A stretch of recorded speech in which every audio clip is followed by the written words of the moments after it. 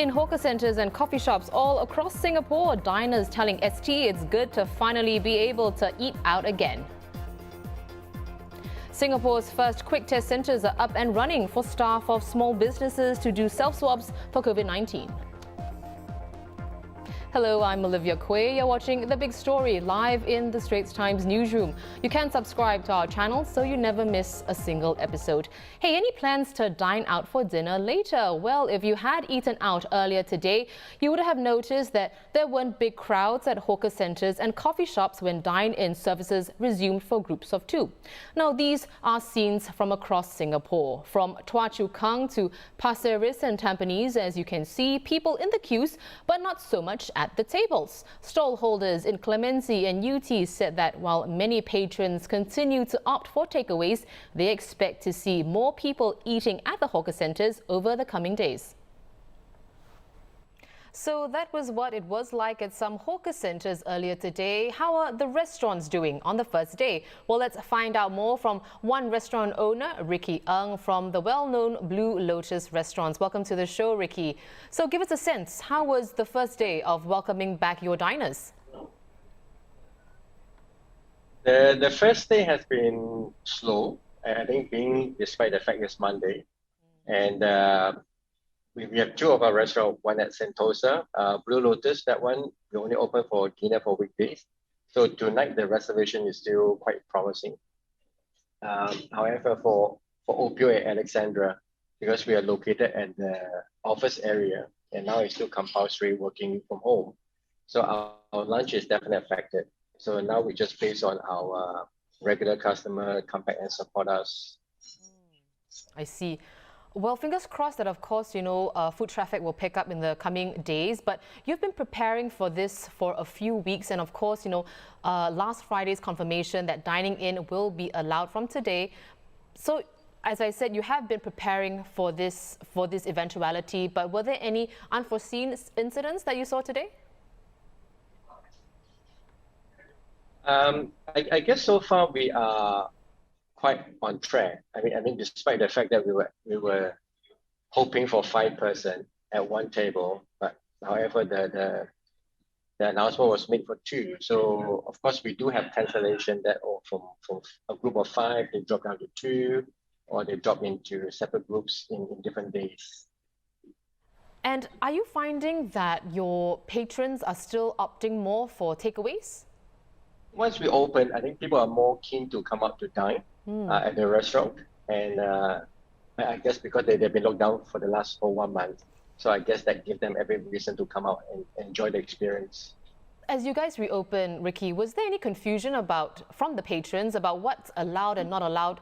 For example, people from the same household can dine together, but they'll still need to be seated in groups of 2. How do you make sure that these rules are followed at your restaurants? Our SOP from our company is as long as their reservation more than 2, then we'll ensure that they are from the same household. And upon their arrival, we do need to check their IC, the back of the IC, and make sure that it's the same address. The only other inquiries that we have the most is, if I have 2 adults and a baby or a child, how would that affect? So I think after that we are clear with the ambassadors. And then I guess as long as they are sitting in the pram, they are considered as within the same table. But as long as they are sitting at one chair by itself, then it is considered 1 head count, which is not allowed. I see. So I guess in that part we are quite clear. Yeah. Right. Well, moving on from your patrons to your employees, there will be mandatory COVID-19 testing for staff working in settings with unmasked clients or where there's prolonged contact between people. And of course, that includes staff in the F&B industry. How does Blue Lotus manage that new rule? We are still following up closely with the authority. And I guess with all the test kits, I think we do need to get a confirmation from the authority how and when we should do it, and with our employee, and only then we will have a more solid answers to that. Right. Well, Ricky, thank you so much for your time. We wish you all the very best in navigating through this very uncertain time. That was Ricky Ng, owner and managing director for Blue Lotus Concepts International. Well, as the pandemic continues to hit the F&B sector, we spoke to another restaurant owner, Anthony Yeo from Summerhill. He tells us that eateries struggled more during the latest round of restrictions compared with the circuit breaker last year. While restaurants may now appear better prepared to pivot to takeaway or delivery models, many continue to struggle with poorer takings. Anthony Yeo, owner of Summerhill Restaurant in Clementi, says sales during Phase 2 heightened alert were close to 60% worse than sales during the circuit breaker. I know this round, compared to the circuit breaker last year, a lot of restaurants are doing a lot worse, including us. Why there was a difference from the last circuit breaker to now in terms of our sales dropping was something that I struggled with a lot this past month, just trying to really figure it out, because we expected that it was going to be the same. The F&B owners continue to soldier on. Mr. Yeo has even been personally delivering food to his customers in order to understand the change in consumption habits. They were telling me, they're trying to eat a bit healthier, so they're not ordering as those extravagant kind of dishes anymore. I think a lot more people are also aware of disposables and the impact that it has on the environment. Also that everyone's kind of fatigued. So you see this round, a lot less people are doing Zoom parties. There's a lot less gifting and people sending food to each other back and forth across the island. There really was very little of that this year. So I think it's, just the fatigue, COVID fatigue has set in.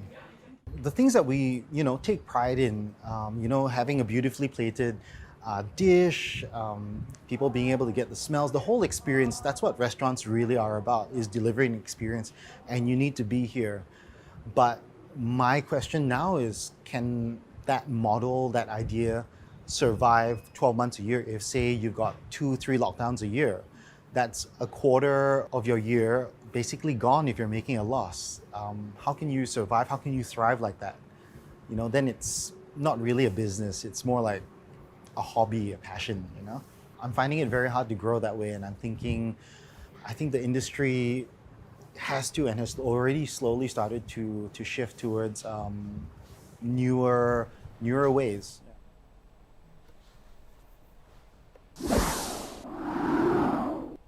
Well, still on F&B, people in the sector will have to take mandatory COVID-19 tests every 2 weeks. The same goes for gyms and hairdressers, where staff have prolonged contact with customers or unmasked patrons. The first of several quick test centres are operational from today to support small businesses unable to organise such tests on their own.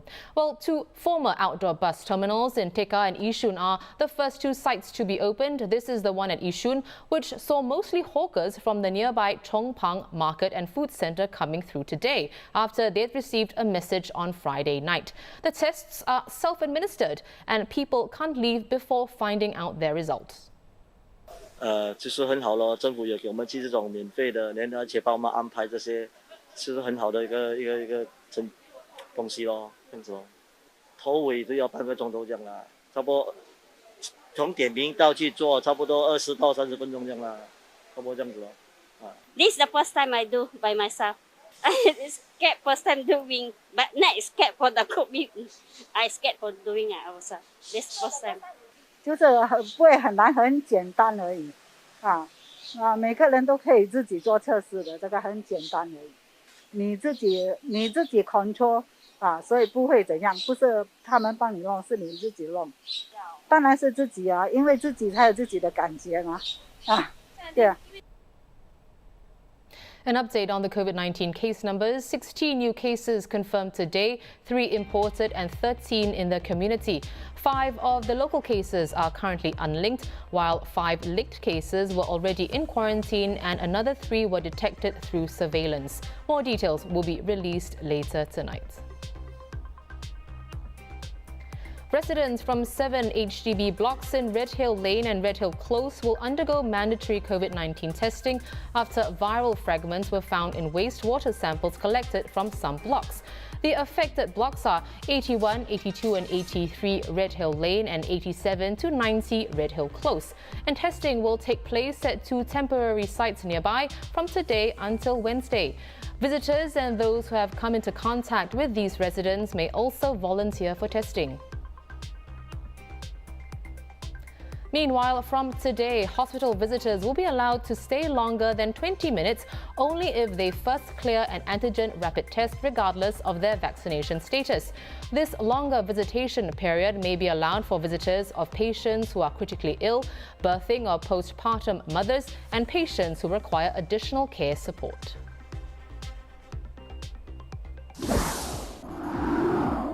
For more news and videos, visit straitstimes.com and subscribe to our YouTube channel by hitting the red button below. I'm Olivia Quay. See you tomorrow on The Big Story.